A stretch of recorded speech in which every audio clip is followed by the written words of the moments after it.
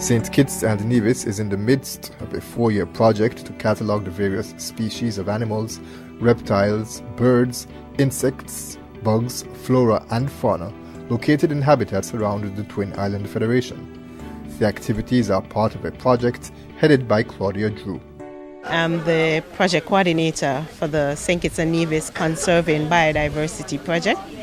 It's UNDP assisted with GEF funding. GEF is a global environment facility, and we're doing the project on behalf of the government of St. Kitts and Nevis to establish protected areas and the Protected Areas Agency. We have a team, and they're doing the terrestrial ecological inventory, and as you said, they're cataloging our habitats and the flora fauna in St. Kitts and Nevis. So they're looking at the Central Forest Reserve National Park, as well as Nevis Peak, Camps River, and also Booby Island. We recently caught up with the team classifying the bugs and beetles as part of this project. The team is headed by Professor Mike Ivey from Montana State University in Montana in the United States. My specialty is West Indian beetles. And that seems like a narrow specialty, but 1/4 of all the animal species on Earth are beetles. And in areas like the West Indies, where there are very few mammals, it's an even larger number.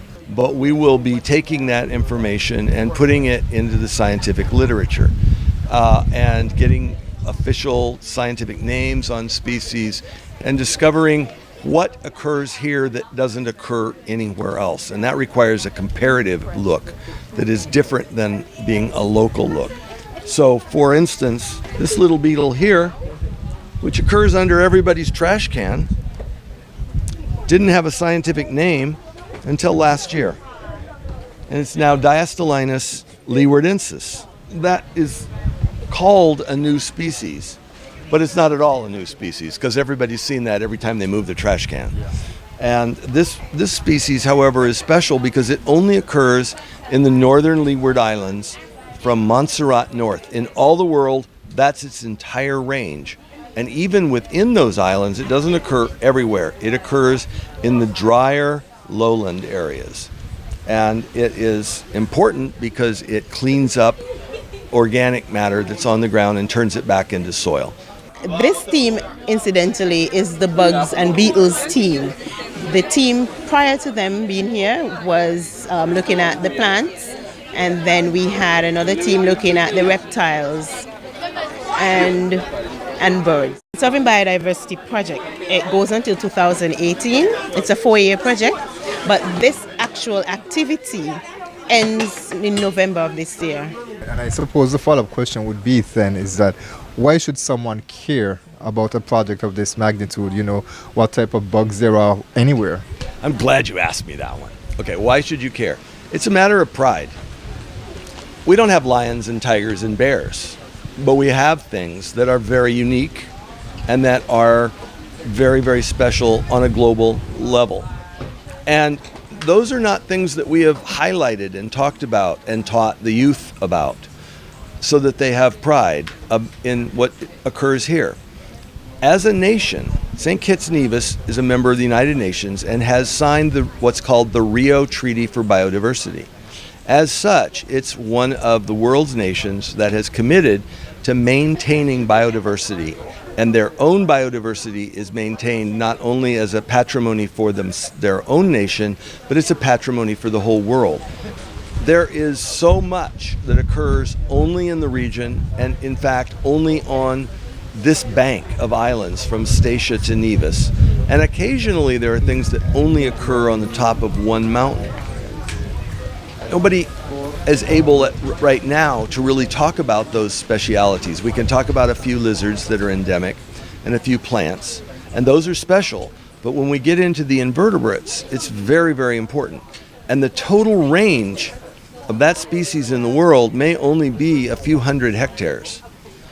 So when we lose a hectare of land to development or something here, it could be, if it's placed in the wrong place, very important to global biodiversity. Much more important than a random hectare of forest in the Congo or in the Amazon of Brazil, where they have a lot of species, way more species than we have here, but those species are very widespread, and they're on tens of thousands of square kilometers. So you lose a hectare, it doesn't really affect it. Here, those things only occur in a very narrow area, and so therefore they're very important globally, and they need to be documented, explained, and then celebrated and protected.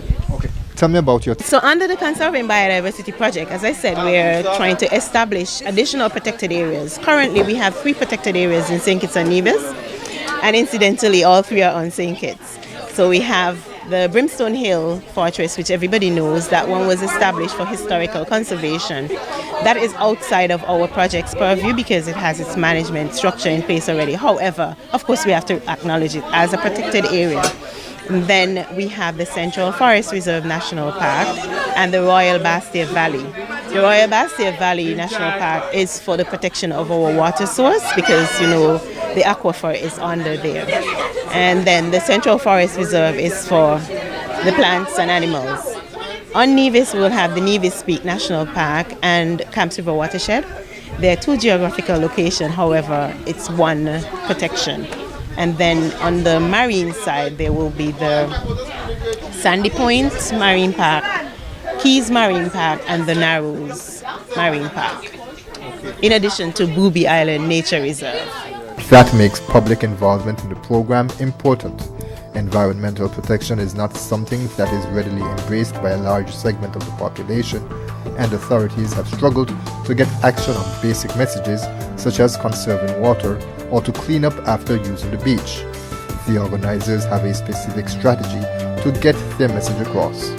We find out the events based on our teachers, the subject that we do, and I think being here is very interesting because it is good to know what is happening in our country. An open invitation was extended to students from various schools around the island. It's good to learn it because you get to learn how to catch the insects and know if they are dangerous.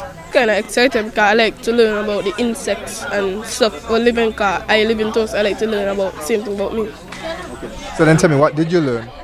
I learned about insects. Insects have 6 legs and spiders have 8. All insects have 6 and spiders have 8. And I learned a lot because today I learned about the coast at the beach and don't pollute it and so. And about living thing in the environment, what ecosystem mean and so. I learned about the global warming and the climate changing to the earth, and I learned about the natural habitats and so. And Was that important? Do you think that's important? Yeah.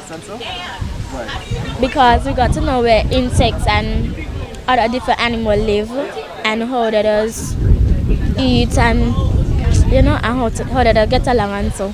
You can see that they're very excited. We're excited about them being here because when the researchers came in and we saw what they were doing, we said, well, we have to ensure that our children see this. 1, we want them to see the different professions that are out there. And 2, we want them to be a part of the research so that they know, how does this research connect with my lifestyle? How does this research connect with what I do on a daily basis in terms of conservation? So the idea is to have this well, it's an open day for anybody to come, but we know once we get the students, they're going to tell their teachers, they're going to tell their fellow students, and they're going to tell their parents, so everybody's going to know. It's been quite interesting. As you said, for the St. Kitts Day today, it's quite early. We had one of these on Monday in Nevis, and it was great. The students are very engaged. We're finding that the science curriculum in the schools here is very good, so that we're able to deal with the students at even lower form students at a very high level. They understand the metamorphosis we're looking at and biodiversity concepts And it's been really a great experience. We've really enjoyed it. I hope they have. Learn here today with the insects. They have a purpose for life, just like how we have a purpose for life. And in terms of bugs now, that might be home by you. If you see a bug now, how would you react? I wouldn't react big because I know some of them don't really harm and some do harm. So the one of them will harm, I catch them and try to get them out. And the one who will harm, just sweep them out. And because you don't want bugs in your house and so. Yeah, I wouldn't panic. And just stick it up and kite back outside where it belongs. Because everybody deserves to live. I am looking to develop someone who ends up being an entomologist and returns to the Eastern Caribbean. We need more local biodiversity specialists who are trained. And we have too much history of someone like me coming from outside, taking information back outside. Now, because I was an extension agent here and experienced what it's like to have that happen and not have access, my big goal is to deliver back as much information in as timely a manner as possible, and we're using the internet to take the information that we're using here and being able to deliver it as if the collections were sitting right here. And that's a really important aspect of this studies to me. I've been at it for 30 years, and the first 15 there was no internet, and it was very difficult to get information returned. The internet is a wonderful term, but what we really need is locally based scientists who are involved in education and agriculture and just such things as biosecurity at the ports. We need these people. So I'm hoping to find the next Mike Ivey in one of these classes.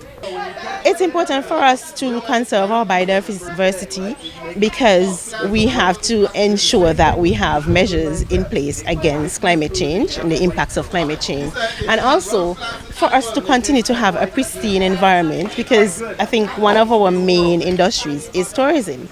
And obviously, tourists doesn't want to come to something that's unkept, that's degraded, and that's what the emphasis is, to reduce our impact on the environment and reduce the level of degradation.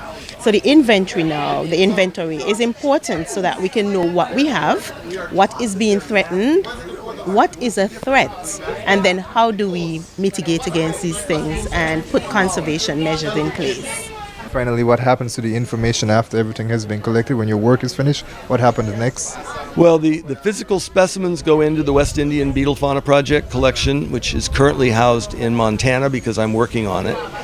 When I die, it will end up at one of the world's major collections. And that will make it available to taxonomic scientists all over the world. The material is loaned out all over the world. But what we want to do with the information as it comes in is to deliver it back in a real-time updated database. One of the problems that we have with traditional methods is we never are finished.